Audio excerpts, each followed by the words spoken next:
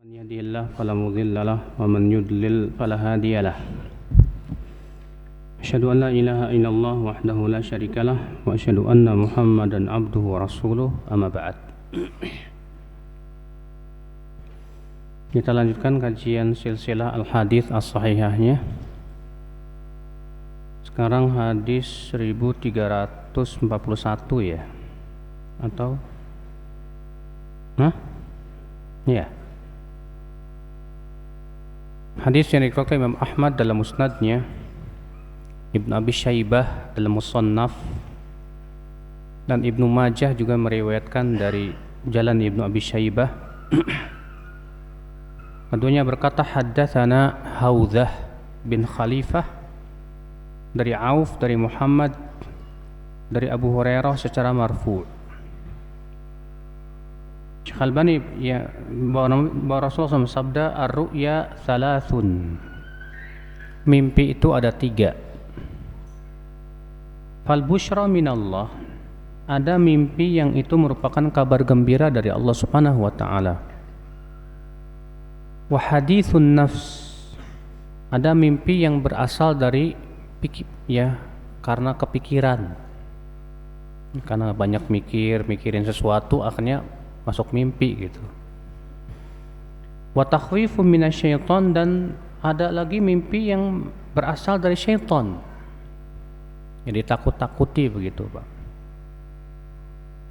Fa idza ra'a ahadukum ru'yan tu'jibuhu falyaqussaha in syaa'a, apabila salah seorang dari kalian bermimpi dengan mimpi yang menyenangkan dia, silahkan ia ceritakan kepada orang yang ia mau.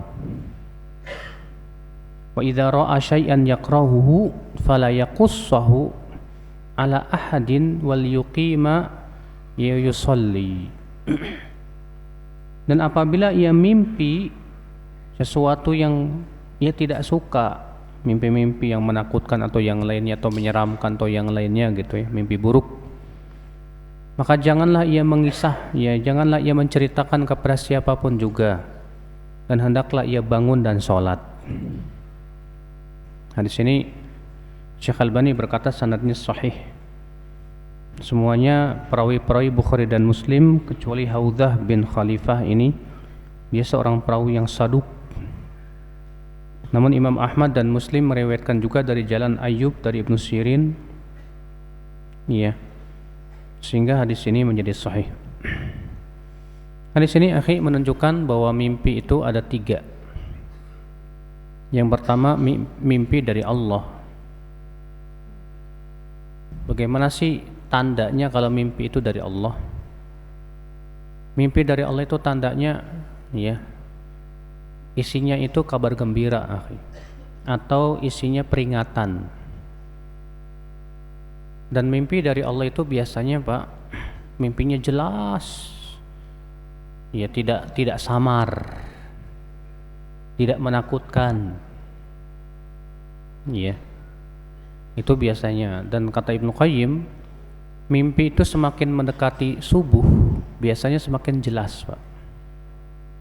Mimpi itu semakin mendekati subuh biasanya mimpi itu semakin jelas sekali. Dan mimpi yang berasal dari Allah terkadang berupa isyarat-isyarat yang tentunya hanya difahami oleh orang-orang yang ahli takwil, ahli dalam mentakwil mimpi begitu. Makanya kan para sahabat Nabi Shallallahu Alaihi Wasallam kalau bermimpi, mereka ceritakan kepada Rasulullah Shallallahu Alaihi Wasallam. Contoh misalnya Abdullah bin Umar pernah mimpi, beliau dibawa oleh 2 orang, kemudian dibawa ke api neraka. Maka Abdullah bin Umar ketakutan sekali. Kemudian 2 orang ini berkata kepada Ibnu Umar, lam tura, kamu tidak akan takut. Di pagi harinya mimpi itu diceritakan kepada Hafsah, kakaknya, istri Nabi SAW. Maka kemudian Hafsah pun menceritakan kepada Rasulullah SAW. Apa kata Rasulullah? Inna Abdullah rajulun salih. Abdullah itu seorang laki-laki yang saleh.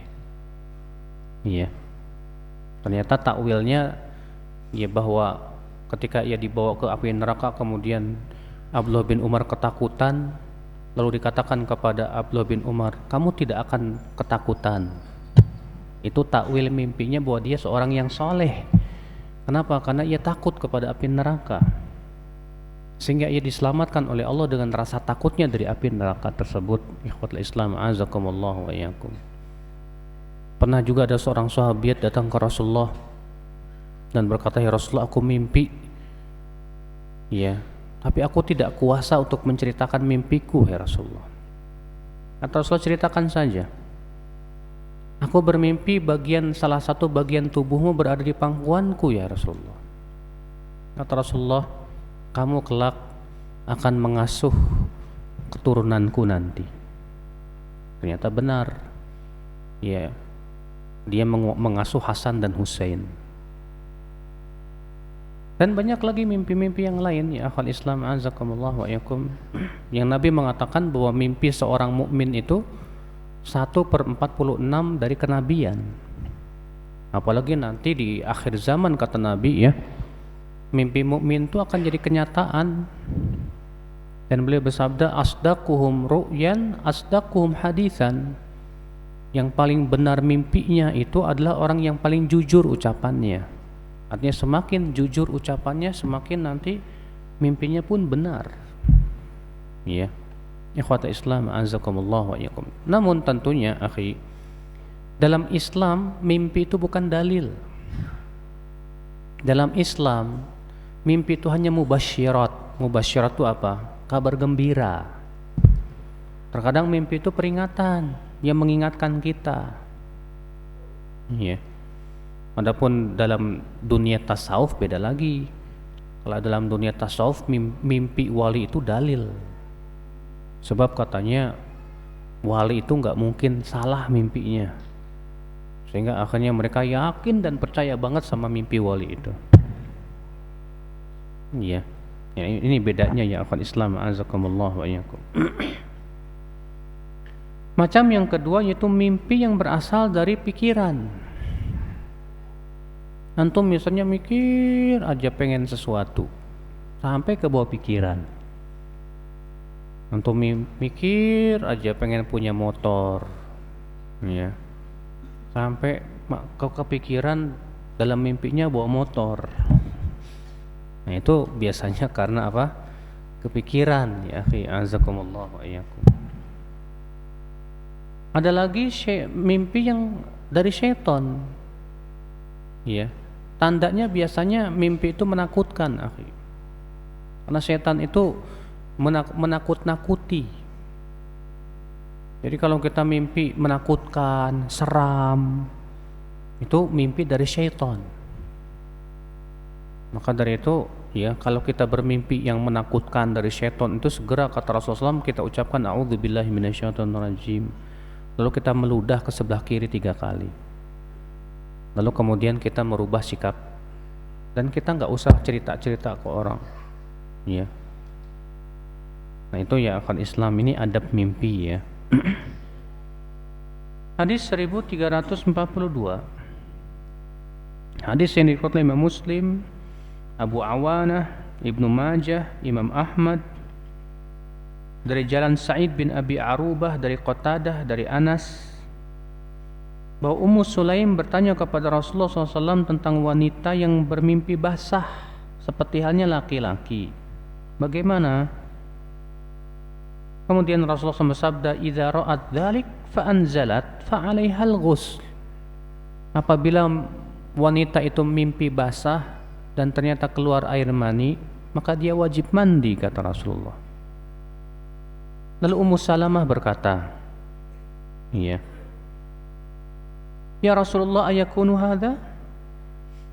Kata Ummu Salamah, "Ya Rasulullah, apa mungkin itu bisa terjadi?" Kata Rasulullah, "Na'am, ya. Ma'ur rajul ghalidun abyad." Air mani laki-laki itu, ya, putih kental. Wa ma'ul mar'ah raqiqun asfar. Sedangkan air mani wanita itu kuning, ya, dan tidak dan tipis. fa ayyuhuma sabaqa wa ala ashbahahul walad, yang mana saja yang lebih dominan air maninya itu, maka anak akan serupa dengan yang lebih dominan. Ya. Hadis ini akhi kita ambil faidah yang pertama bahwa dalam masalah kebenaran kita nggak usah malu-malu dalam bertanya dan menjelaskan kebenaran. Ya, karena Ummu Sulaim ini bertanya kepada Rasulullah SAW dalam satu riwayat yang lain. Ya, Ummu Sulaim berkata, ya Rasulullah, innallaha la yastahi minal haqq. Hai Rasulullah, Allah tidak malu dari kebenaran. Hal alal mar'ati guslun idza yahtalamat. Apakah wanita wajib mandi hai Rasulullah kalau ia bermimpi basah? Iya. Atau Ummu Salamah sebelum bertanya, Ummu Sulaim mengatakan dulu, Allah tidak malu dari kebenaran. Makanya Aisyah radhiyallahu anha itu Pak memuji wanita Ansor. Kata Aisyah, nikmatin nisaul Ansor. Sebaik-baiknya wanita itu wanita Ansor. Rasa malu mereka tidak mencegah untuk bertanya tentang masalah-masalah agama. Makanya kalau kita bertanya dalam perkara yang kita butuhkan dalam agama, ya nggak usah malu-malu, tanya aja. Kalau memang itu kita sangat butuh, walaupun itu masalah-masalah yang sifatnya mungkin kita merasa malu untuk bertanya, ya. Iya. Asal jangan malu-maluin aja, gitu. Iya. Hadis ini kita ambil faedah yang kedua, akhi, bahwa wanita sama halnya dengan laki-laki. Ya, dalam semua hukum-hukum Islam, kecuali yang dikecualikan oleh dalil. Ya, karena Nabi mengatakan innaman nisa syaqaiqur rijal. Wanita itu ya sama dengan laki-laki dalam masalah hukum, sama, tidak ada bedanya dalam tata cara sholat, puasa, zakat dan yang lainnya. Tidak boleh kita katakan beda kecuali dengan dalil. Iya. Maka dari itu terkadang kita di masyarakat kita, ya, kita lihat, ya, ada sebagian kiai mengatakan wanita itu kalau sujud nggak boleh diangkat sikunya. Ya. Jadi wanita itu harus begini, murungkut kata orang Sunda, ya. Apa itu murungkut? Ya. Padahal ternyata memang ada hadisnya sih Pak, riwayat Baihaqi, tapi riwayatnya sangat lemah sekali. Karena itu hadisnya sangat lemah, maka tidak bisa dijadikan hujjah. Maka pada waktu itu kita katakan pada asalnya perbuatan Nabi itu untuk laki-laki dan wanita. Pada asalnya wanita dan laki-laki itu tidak ada beda hukumnya. Sampai ada dalil yang sahih jelas membedakan antara laki-laki dan wanita. Nah, demikian pula dalam masalah mimpi di sini, ya. Wanita ini bertanya kepada Ummu Sulaim, "Ya Rasulullah, kalau ada wanita yang mimpi basah, apakah dia wajib mandi, ya Rasulullah?" Kata Rasulullah, "Iya." Iya. Kenapa? Iya, kata Rasulullah, kalau dia mimpi dan melihat air mani, maka dia wajib mandi. Berarti kalau dia mimpi basah tapi enggak keluar air mani, maka tidak wajib mandi. Ya, mandi. Iya. Hadis ini kita ambil faedah juga, ya akhal Islam, yang ketiga.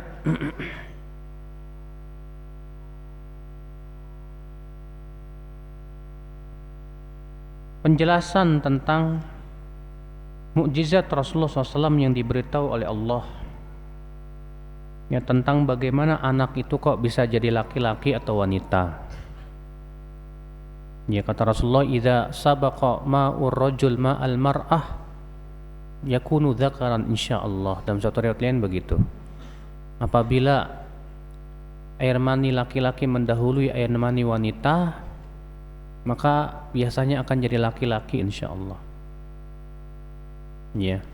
Dan apabila air mani itu lebih kuat, lebih dominan daripada air mani yang lain, maka yang dominan itu akan lebih serupa insyaallah. Jadi keserupaan itu ya ditentukan oleh dominan atau tidaknya air mani dia. Ya. Itu semua tentunya ya akhwal Islam dengan takdir Allah Subhanahu wa taala. Hadis 1343.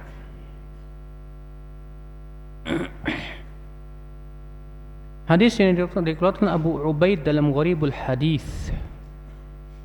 Ia berkata haddatsanahu Ibnu Ulayyah wa Yazid kilahuma an Hisham bin Hisan atau Hasan dari Ibnu Sirin dari Abu Hurairah dari Nabi sallallahu alaihi wasallam beliau bersabda, "Idza du'iya ahadukum ila ta'amin falyujib fa in kana muftiran falyakul wa in kana sha'iman falyusalli." Apabila seseorang dari kalian diundang untuk makan, maka datangilah. Jika ia tidak puasa, makanlah. Dan jika ia berpuasa, doakan saja. Walaupun tidak makan. Syekh Albani berkata hadis ini sanadnya sahih sesuai dengan syarat Bukhari dan Muslim. Juga dikeluarkan Imam Muslim dan Ashabus Sunan dan yang lainnya. Hadis ini kita ambil faidah ya akhi. Yang pertama, wajibnya mendatangi undangan apabila kita mengiyakan. Jadi kalau antum diundang sama temen, saya undang kamu makan ya di rumah, ya, dan antum bilang ya insyaallah, oke, antum wajib datang. Kalau disebutkan dalam hadis siapa yang tidak mendatangi undangan, maka ia sudah memaksiati Rasulullah SAW. Iya. Tapi kalau antum tidak mengiyakan, aduh maaf nggak bisa datang misalnya, ya nggak wajib lah. Tapi kalau antum sudah mengiyakan, wajib datang akhwal Islam, azakumullah wa iyyakum. Walaupun kata Rasulullah dalam hadis lain, ya, dia mengundang kita untuk makan kikil doang. Di rumah saya ada kikil, saya undang kamu makan kikil di rumah yuk. Antum bilang, iya, insyaallah, wajib datang mas. Ya. Nah ini akhi azakumullah wa iyyakum. Jadi mendatangi undangan itu wajib Pak kalau kita sudah mengiyakan. Ya. Hadis ini kita ambil faidah yang kedua,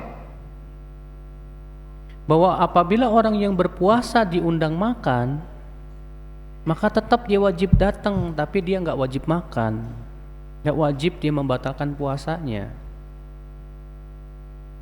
Iya. Cuma terkadang ya akhi azakumullah wa iyyakum, di sebagian penuntut ilmu itu ada yang janji mau datang ke rumah misalnya, saya mau datang ke rumah kamu ya, oke, saya sediakan makanan ya, ya siap. Pas datang malah puasa, padahal si sohibul bait udah capek masak dan yang lainnya. Ini namanya kurang ajar. Iya. Kalau seperti ini nggak adab Pak. Kalau kita sudah tahu dia sudah capek untuk masak buat kita, sudah keluar dana dan yang lainnya, tahu-tahu kita datang nggak makan apa-apa, sakit hati dia Pak. Maka pada waktu itu jangan puasa, karena menjaga perasaan seorang muslim itu wajib akhi. Ya, karena dia sudah masya Allah senang dengan kehadiran antum. Ya, dia sudah masak, tahu-tahu datang, maaf puasa. Ya Allah. Nah ini akhi, ya fenomena yang nggak benar seperti itu ya akhwal Islam, azakumullah wa iyyakum. Kita lanjutkan hadis 1344.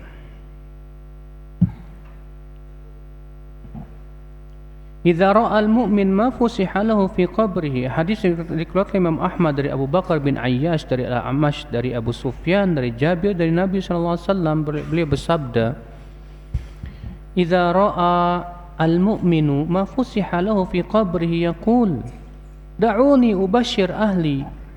Fayuqalu lahu uskun. Apabila seorang mukmin telah melihat di alam kuburnya itu ternyata kuburannya diluaskan kuburannya itu oleh Allah, maka si mukmin ini berkata kepada Allah, biarkan aku kembali ke dunia untuk memberikan kabar gembira kepada keluargaku. Maka dikatakan kepada mayat ini, uskun, kamu diem, nggak boleh. Artinya kamu nggak bisa untuk kembali lagi ke alam dunia.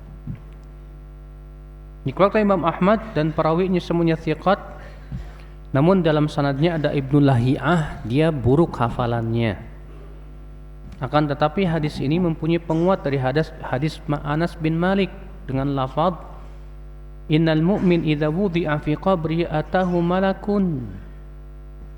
Seorang mukmin apabila telah diletakkan di kuburannya akan didatangi oleh malaikat, lalu dikatakan kepadanya, hadza baituka kana laka finnar walakinna Allah asamaka wa rahimaka fa abdalaka bihi baitan fil jannah. Ya, kemudian dikatakan kepada mukmin ini rumahmu kalau kamu masuk ke neraka, akan tetapi Allah melindungi kamu dan merahmati kamu, maka Allah gantikan untukmu sebuah rumah di surga. Fayaqul, lalu si mukmin berkata, da'uni hatta adhhab fa ubashir ahli, biarkan aku untuk pergi ya ke keluargaku untuk memberikan kabar gembira kepada keluargaku itu. Maka dikatakan kepada dia, kamu tidak akan bisa kembali ke dunia. Qala Abu Daud, Imam Ahmad dari jalan Abdul Wahhab bin Atha al-Khaffaf, ya Abu Nasr dari Sa'id dari Qatadah, dan ini sanadnya sahih sesuai dengan syarat Muslim. Iya. Hadis ini akhi kita ambil faidah bahwa yang namanya orang yang sudah mati, yang sudah meninggal, gak mungkin balik lagi ke dunia, Pak. Gak mungkin. Makanya kan di masyarakat kita itu, Pak ya, terkadang ada keyakinan yang enggak. Apa katanya? Artinya orang kalau baru meninggal itu arwahnya itu masih ada di kamarnya sekitar rumah 40 hari. Subhanallah, kita katakan aneh ini. Iya, bertabrakan dengan Al-Quran, bertabrakan dengan hadis yang tegas-tegas mengatakan bahwa yang namanya orang sudah meninggal nggak bakalan balik lagi, Pak, ke dunia. Iya. Tapi subhanallah, lihat Pak ya, terkadang gara-gara kita dicekokin sama film tuh ya. Iya, mungkin antum yang dulu pernah nonton film Sendal Bolong, tau nggak Sendal Bolong? Iya. Ya katanya dia mati dibunuh, kemudian balas dendam, balik lagi ke dunia. Itu dibohong-bohongin, Pak. Dongeng, apa bodoh budak cengeng. Iya. Akhirnya apa? Sebagian kaum muslimin punya keyakinan, wah ini gentayangan. Ada lagi keyakinan di masyarakat nih, kalau tali pocongnya nggak dilepas jadi pocongan. Ya Allah, ini keyakinan dari mana? Ya, tuh buktinya kemarin saya ngelihat, kemarin dia sudah meninggal, tahu-tahu saya ngelihat itu jin, setan itu ya. Ya, keyakinan Ahlus Sunnah wal Jamaah mengatakan bahwa orang yang sudah meninggal tidak mungkin balik lagi ke dunia. Rohnya ditahan di alam barzakh. Ya. Itu keyakinan kita ya akhi, azakumullah wa yakum. Di sini juga kita ambil faedah yang kedua, yaitu akan adanya naimul qabr. Nah, di sini menunjukkan akan adanya kenikmatan kubur. Bahwa di kubur itu seorang mukmin diberikan kenikmatan oleh Allah. Di antaranya apa? Kuburannya diluaskan, diberikan cahaya, diperlihatkan tempat duduknya di surga. Masya Allah. Iya. Beda dengan orang kafir, kuburannya disempitkan sesempit-sempitnya. Kata Rasulullah, hatta takhtalifa adla'uhu, sampai tulang-tulang belulangnya itu hancur. Sallallahu salamata wal afiyah ya akhwatul Islam, azakumullah wa iyyakum. Oleh karena itulah Nabi sallallahu alaihi wasallam menyuruh kita berlindung dari adab kubur. Kata Rasulullah, ta'awwadhu min adzabil qabr. Ta'awwadhu min adzabil qabr. Ta'awwadhu min adzabil qabr. Berlindunglah kalian dari adab kubur. Ya, 3 kali Rasul ucapkan itu. Ya. Kita lanjutkan hadis 1345.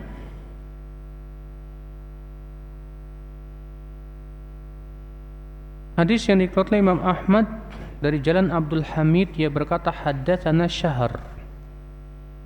Ia berkata haddatsani Abdullah bin Abbas. Ya, secara marfu, di mana Nabi sallallahu alaihi wasallam ditanya oleh malaikat Jibril tentang tanda-tanda hari kiamat.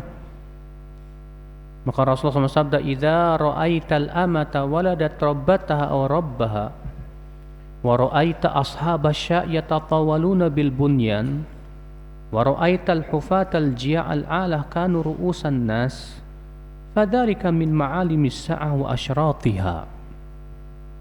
Kalau kamu melihat ada hamba sahaya wanita yang melahirkan tuannya, dan kamu melihat para penggembala kambing berlomba-lomba meninggikan bangunan, dan kamu lihat orang yang tadinya ia fakir miskin, papa hina, bodoh juga, ternyata ia menjadi pemimpin-pemimpin manusia, maka itu tanda-tanda dekatnya hari kiamat, kata Rasulullah SAW.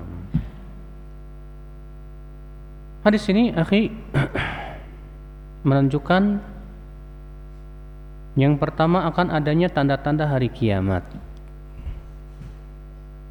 Dan sudah pernah kita bahas bahwa tanda hari kiamat itu ada 2. Ada tanda hari kiamat kecil, ada tanda hari kiamat besar.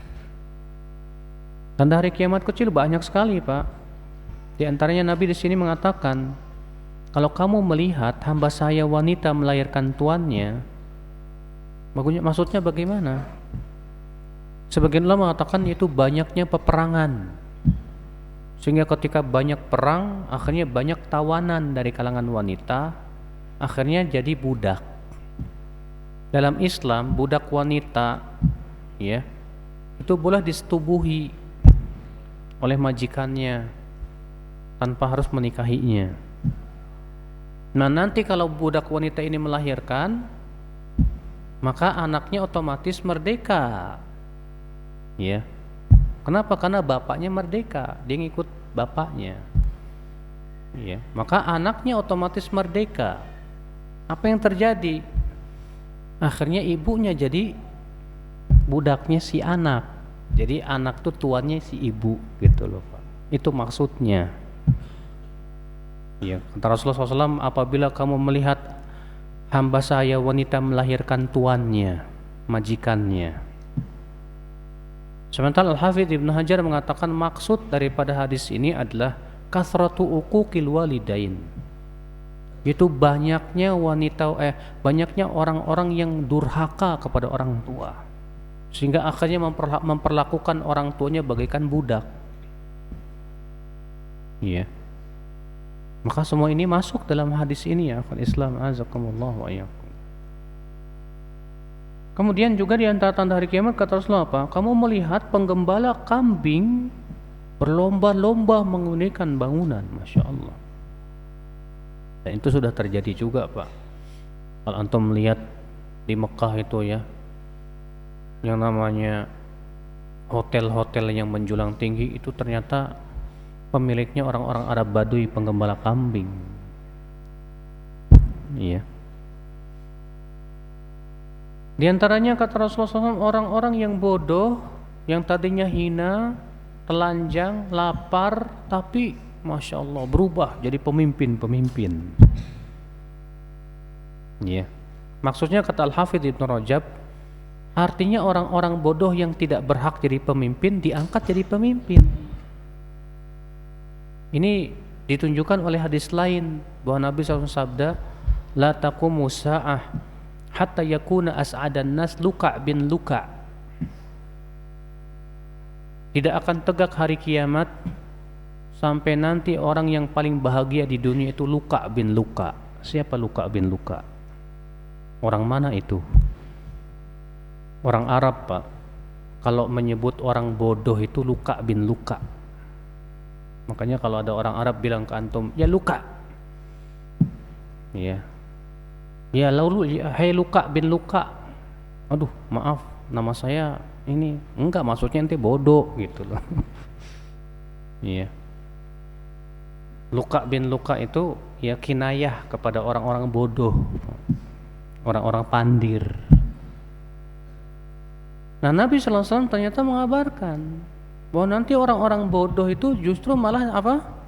Jadi pemimpin. Dia tidak punya kecakapan dalam kepemimpinan sebetulnya misalnya. Tapi karena dia punya duit, punya suara, dapat. Iya.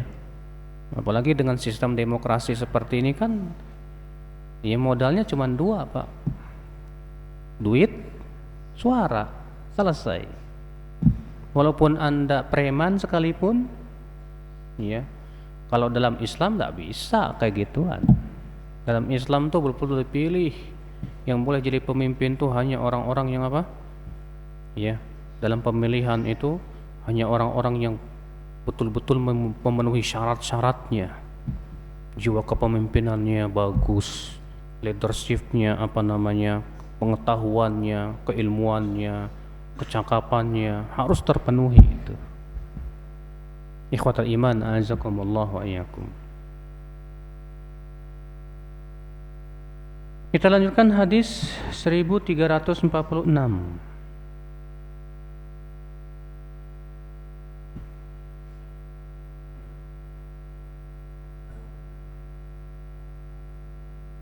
Hadis yang dikeluarkan oleh Imam Ahmad, ia berkata, haddatsana Yazid bin Harun di Baghdad, amba'ana Abu Malik al-Ashja'i. Sa'ad bin Tariq dari ayahnya bahwa ia mendengar Nabi sallallahu alaihi wasallam bersabda, bihasbi ashabil qatl, cukuplah untuk para sahabatku pembunuhan. Syekh Albani berkata sanad ini sahih thulathi, sanadnya cuma 3 saja. Ini sanad Imam Ahmad paling pendek, Pak. Lihat Imam Ahmad, haddatsana Yazid bin Harun dari Abu Malik al-Ashja'i dari ayahnya. Lihat, cuma 3 aja. Thulathi namanya. Ya.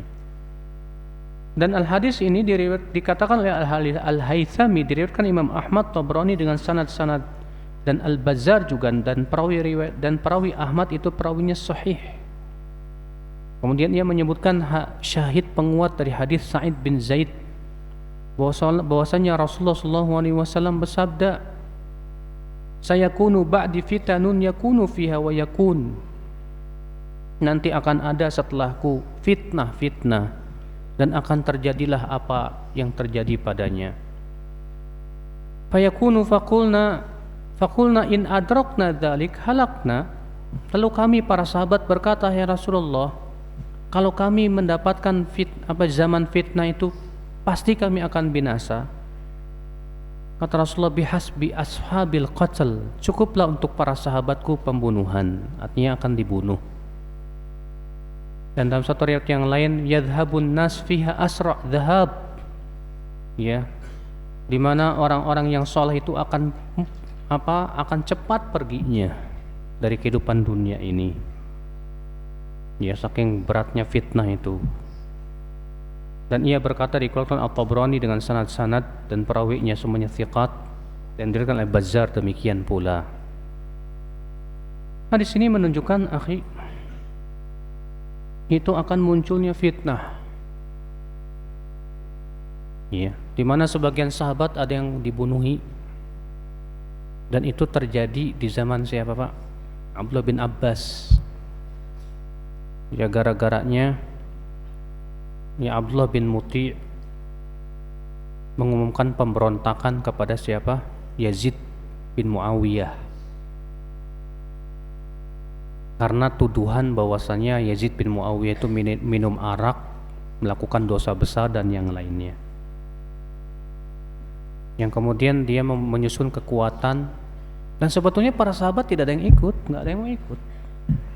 Bahkan Abdullah bin Abbas sudah nasihatin Abdullah bin Muti'. Iya. Muhammad bin Al-Hanafiyah ketika diajak oleh Abdullah bin Muti' untuk memberontak nggak mau. Iya. Kata terjadi dialog antara Abdullah bin Muti' dengan siapa? Muhammad bin Al-Hanafiyah. Kata dia, ayo kita berontak kepada Yazid ini. Ya, karena aku melihat dia orang yang meminum arak dan yang lainnya. Kata Muhammad bin Al-Hanafiyah, aku tidak pernah melihat dia minum arak. Aku tidak pernah melihat dia melakukan begini begitu. Kata Abdullah bin Muti', tapi aku melihat dia minum itu. Kata Muhammad bin Al-Hanafiyah, kalau ia memperlihatkannya kepada kamu berarti kamu sama dengan dia. Kok kepada saya enggak? Kemudian Muhammad bin Al-Hanafiyah menasihati, jangan, sabar. Banyak sahabat menasihati dia, Pak. Tapi Abdullah bin Muti tetap ngeyel.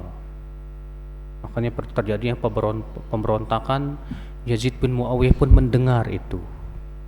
Dikirimnya pasukan besar, yang akhirnya apa? Pasukan Abdullah bin Muti dihabiskan, kota Madinah yang harusnya haram menjadi halal, dan banyak sahabat dibunuhi padahal mereka tidak berdosa. Gara-gara itu.